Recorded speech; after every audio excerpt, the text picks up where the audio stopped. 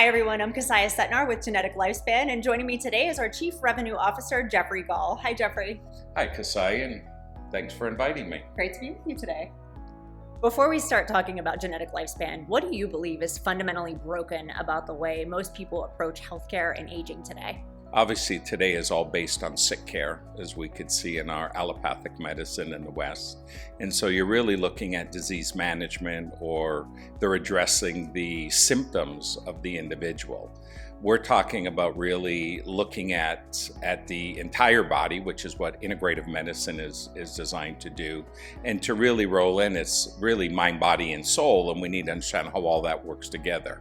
There's never really been testing to identify that. So our goal was to go in and let's look at how not only what you inherited from parents and grandparents, but what all your lifestyle choices are, or your epigenetics, cross-reference those, and really give you a great blueprint of where you are today based on all your lifestyle choices. Why does traditional healthcare tend to wait for symptoms?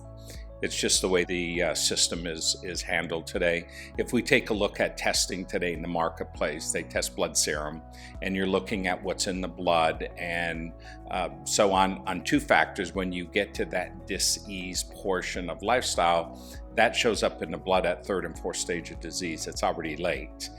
When they're measuring nutrient level and other things to be concerned about, they're not measuring in the cell, they're measuring in the blood, which is totally different. And so it's just been based on our diagnostics today. We could only see what we could see, and we're trying to find ways to be far more preventative versus reactive once you've been diagnosed. What important information do you feel is often missed by routine testing? What's actually going on in the cells. You know, the old school of thought is we are what we eat, and the reality is we are what we absorb.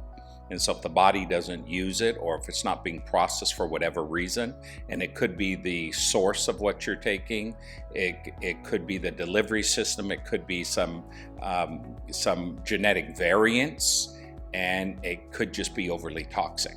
And so we really need to figure out what's going on and provide you with the best delivery system and the best solution. Why are generalized wellness recommendations just no longer enough? Take a look at the healthcare situation of our country. Obviously, we spent $5 trillion, yet ranked 40th in the world. Something's broken. So it obviously has not been working. And so we need to find a better way. And that better way is really empower the individual, step back in your power and take back control of your own wellness outcome, working with your practitioner or working with your coaches or dietitians or whoever you may be working with, but giving you information you never really had access to before. Why was it important to create a connected system instead of just offering isolated products or services? The first thing we want to do is assess. Let's find out where you are. Let's give you lifestyle suggestions.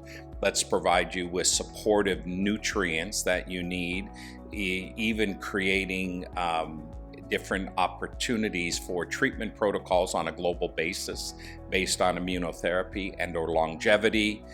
We tie in education. Obviously, we don't know what we don't know. And so imagine having curriculum, university level curriculum, to actually educate you on the different variations of epigenetics and biohacking and regenerative medicine, and learning about peptides and stem cells and exosomes and red light therapy and all these different modalities. And so the idea is to educate and then to tie it all together with this validated marketplace on a global basis, where you can trust in the fact that whatever you purchase from there, whether it's a product or service or a piece of technology, that is actually validated and can deliver results, which by the way we measure anyway, so we know exactly whether it's working or not. What does the genetic lifespan philosophy of measure it, understand it, influence it, what does that mean in practical terms for the average individual? It means let's not waste your money, let's not waste your time, let's actually see where you are. So imagine taking a snapshot of where you are today based on everything you inherited and all of your lifestyle choices. It gives you a tremendous amount of information, allows you then to make, in some cases, extremely subtle changes in your life, and then to be able to measure how those changes are working for you. And whether it's a modality, whether it's sleep, whether it's stress management, whether it's some form of exercise, or some type of technology, and be able to measure those results. And so we continue to increase health span, which is really quality of life. There's a lot of companies out there that offer genetic testing. People offer biological age testing, supplements, wellness recommendations. What makes genetic lifespan meaningfully different from the companies that focus on only one of those areas? Well, it's only part of the puzzle. So when you look at, for example, genetics, it's great to know what your genetic variants are, but what most people don't realize is how those variants express is all based on epigenetics. So think of a dimmer switch. What turns that light down or what turns that brightness up? Same thing works on your gene variant. What turns that variant down and what turns it up is all lifestyle. So if you're not measuring epigenetics along with genetics, how are you going to cross-reference and really get a blueprint of where they are? Treating everyone based on genetic variants is no different than treating everyone in the actual country based on supplements, where it's not a one-size-fits-all, even if we experience the same gene variant.